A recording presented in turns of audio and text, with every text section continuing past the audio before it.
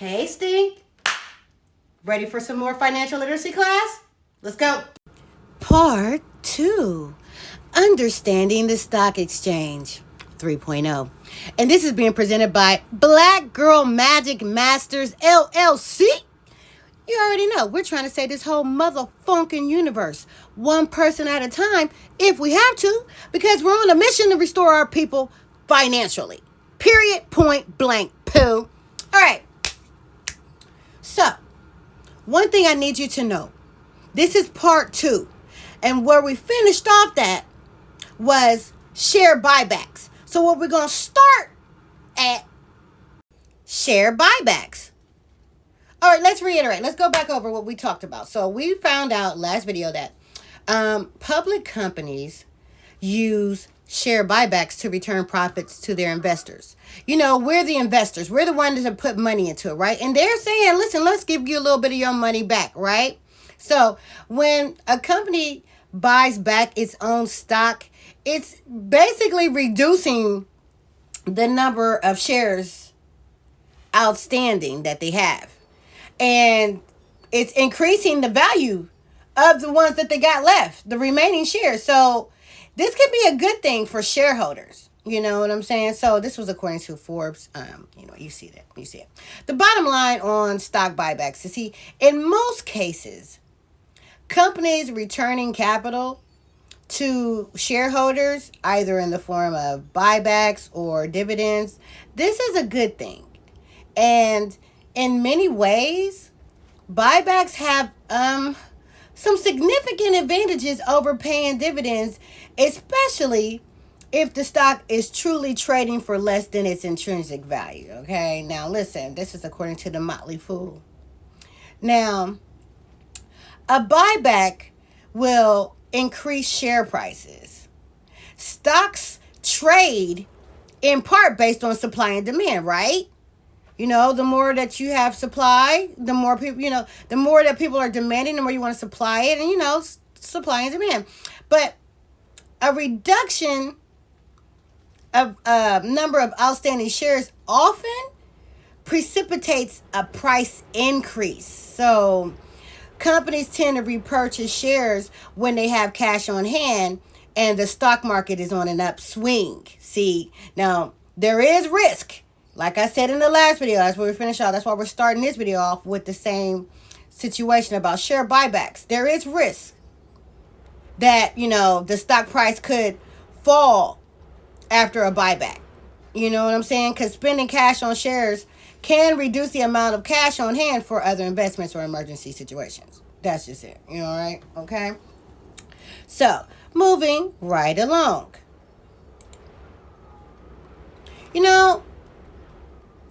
Do you want to do day trading? Want to day trade? Okay. Well, one of the most common requirements for trading stocks markets for trading the stock market as a day trader is the $25,000 rule. My God, I had to spit that out. Anyway, you need a minimum $25,000 in equity to day trade. A margin account, because that's just what FINRA, the Financial Industry Regulator Authority, mandates. That's the regulatory body, and they call it the pattern day trading rule. But if you want to get started investing, like, and you're young, or you're just now getting started, just perusing through TikTok, you can find out various ways. There's this one gentleman, what's his name? It's that Robert Krook. And he suggests that if you want to get started investing, that you open a TD or a Ameritrade or E-Trade account. Mr. Krook, he actually says that do it with like $25 to $100 a month. You know what I'm saying? And basically, he's saying he wants us to invest in index funds like the VOO and the VGT and the SLVY. But Mr. Robert Krook, he also went on to say that he wanted us to open a Fundrise account if we wanted to get started in investing in real estate immediately with as little as $10 a month. You know what I'm saying? Now that's what's up. That's what's up. I mean, Mr. Croak, he also went on to say that we need to get us an Acorn account. I feel him all day on that. Mr. Croak, you are the truth. I just want you to know that. But anyway, moving right along, because I really want y'all to understand about the CPI, right? Oh, favorite quote of the day. Warren Buffett, never lose money. Right? No brainers. We don't really do no brainers, but that one right there, it just goes without saying. So listen, y'all. What happens when the CPI increases? Well, there's an upward change in CPI, right? And let me start over, okay? What happens when CPI increases? CPI is an inflation indicator. The Consumer Price Index is a measure of the average change in prices over time in a fixed market basket of goods and services. We used to use this to indicate inflation, right? Because the CPI represents a change in the prices.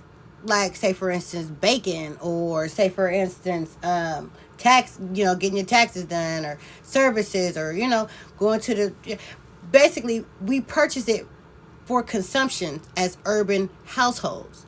And I believe it's about 14,000 urban households that they are literally trying to check into on any given time. But anyway, they're looking at all kinds of things. Everything except for like income taxes and investment items go into the CPI. That's why the federal government really don't use it anymore as a real inflation indicator for them. But then you got the PPI. That's the producer price index. It measures the average change over time in selling prices. You know what I'm saying? That domestic producers basically receive for their output. So when you're producing something, the price included in the PPI are from basically your first commercial transaction. You know what I'm trying to say? And they keep an eye on that number. But like I said, the PCE, since 2000, the Federal Reserve has opted to target inflation based on the PCE, because the reason is threefold. The PCE updates its weights more frequently. It provides a broader coverage of the economy, and basically the historical PCE data can be revised more completely, right? But then, you guys, I'm hoping that I hope you know what the GDP is, the gross domestic product. We look at its deflator as well. Since the GDP isn't based on a fixed basket of goods like CPI, the GDP deflator has an advantage over the CPI. You know what I'm saying? And here's the deal. When there's a change in the CPI, there has been basically an increase in the average prices that you're paying for things over time. And that'll eventually lead to adjustments in the cost of living and income. And, presumably this is so that you can meet a higher cost of living. This process is referred to as indexation, right?